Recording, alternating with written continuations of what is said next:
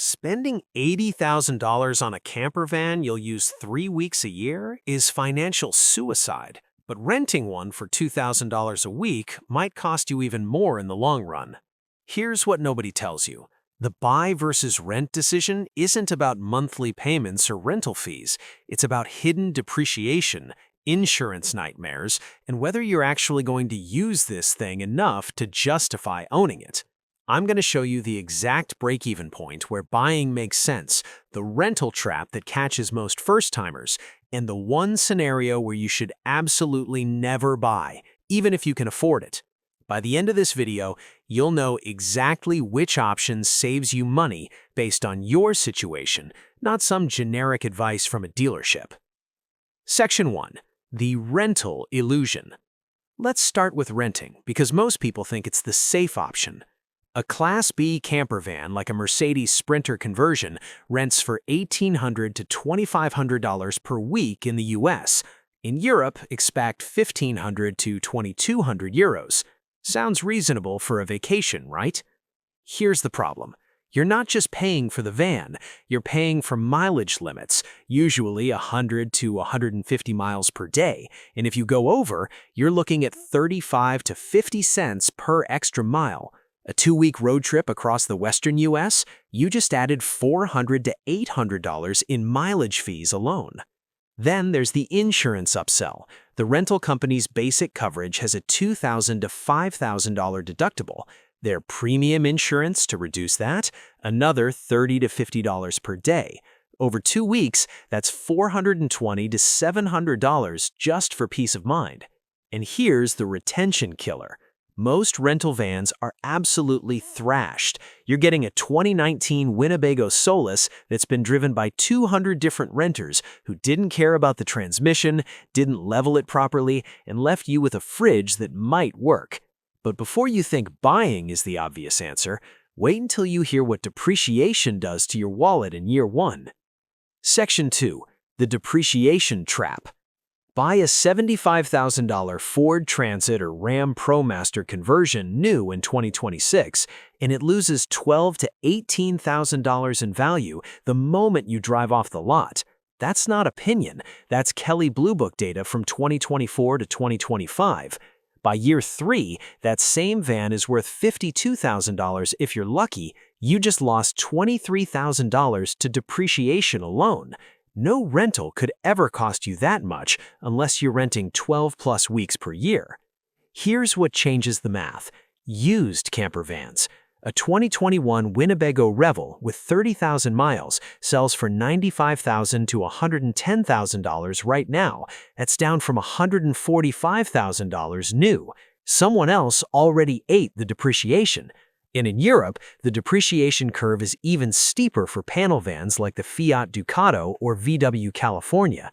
Buy a 3-year-old conversion, and you're stepping into the shallow part of the depreciation curve, where it loses maybe 8 to 10% over the next 3 years instead of 30%. Controversial insight time. If you're buying new, you're not a smart buyer. You're subsidizing the used market for people like me. But here's where it gets interesting. Insurance and storage costs can completely flip this equation. Section 3. The hidden costs nobody warns you about. Let's talk about what happens after you buy. Insurance on a camper van isn't like insuring a Honda Civic. You're looking at $1,200 to $2,800 per year in the US, depending on your age, state, and the van's value. In Europe, expect €800 to €2,000 annually. And if you're under 30 or live in a high-cost state like California or Florida, add 40% to that. Storage is the silent budget killer. If you don't have a driveway or secure parking, you're paying $75 to $200 per month for RV storage. That's $900 to $2,400 per year just to park something you're not using. Maintenance? Budget $1,500 to $3,000 annually for a van you actually use. Tires, oil changes, propane, electrical system checks, water pump repairs, it adds up fast. And if you're not mechanically inclined, every trip to an RV service center is a $400 minimum. I know a retired couple who bought an $82,000 ProMaster conversion in 2021. They were convinced they'd travel 4 months a year. By 2024, they'd used it exactly 11 times. That's 33 nights total. They sold it last fall for $49,000. That's a $33,000 loss plus $8,500 in insurance and storage over 3 years. They would have saved $18,000 just renting when they actually wanted to go. Now compare that to renting. Zero storage, zero insurance outside rental weeks, zero maintenance. You show up, drive, return it, done. Here's the break-even point. If you use a campervan less than 8 weeks per year, renting is almost always cheaper when you factor in ownership costs. More than 10 weeks, buying wins. If you buy used and keep it for 5+ years. But there's one scenario where even frequent travelers should never buy, and it's based on something most people completely ignore. Section 4. The Lifestyle Reality Check. Here's the brutal truth. Most people who buy campervans drastically overestimate how much they'll use them. You think you'll take every weekend off and road trip constantly. Reality, work happens. Kids have soccer. Your spouse gets tired of showering in a tiny stall. By year 2, that $80,000 van sits in storage 48 weeks a year while you take normal vacations and fly places. This is where renting becomes the smart move, not because it's cheaper per trip, but because it doesn't chain you to a depreciating asset you're not using. The psychological trap. Ownership feels like freedom, but it's actually commitment. You feel obligated to use it to justify the cost, which turns trips into chores instead of adventures. Renting gives you flexibility. Want to try van life in Norway this summer and New Zealand next winter?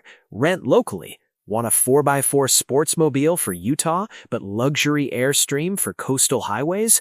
Rent what fits the trip.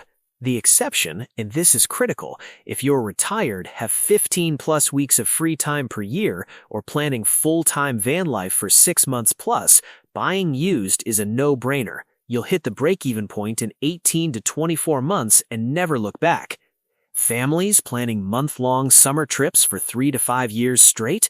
Buy used, sell later, and you might even break even or lose less than renting would have cost. So who should actually buy, and who's making a $30,000 mistake? Section 5. The Verdict.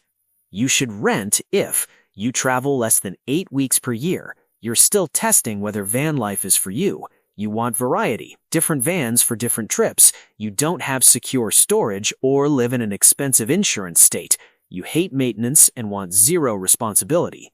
You should buy used if you'll use it 10+ weeks per year minimum. You're retired or have long-term flexibility. You want to customize it exactly how you need. You plan to keep it 5+ years. You have storage and mechanical skills or budget for service. Never buy new unless you're wealthy enough that depreciation doesn't matter or you need a specific custom build that doesn't exist used. And here's my most controversial take.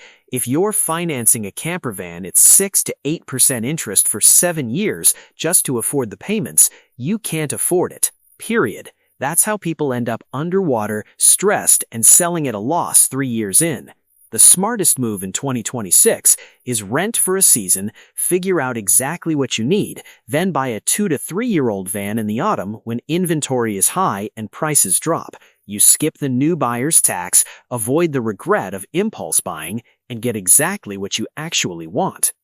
Drop a comment and be honest. How many weeks per year did you think you'd travel versus how many you'll actually travel? Because most of you are lying to yourselves right now, and that's a $30,000 mistake waiting to happen.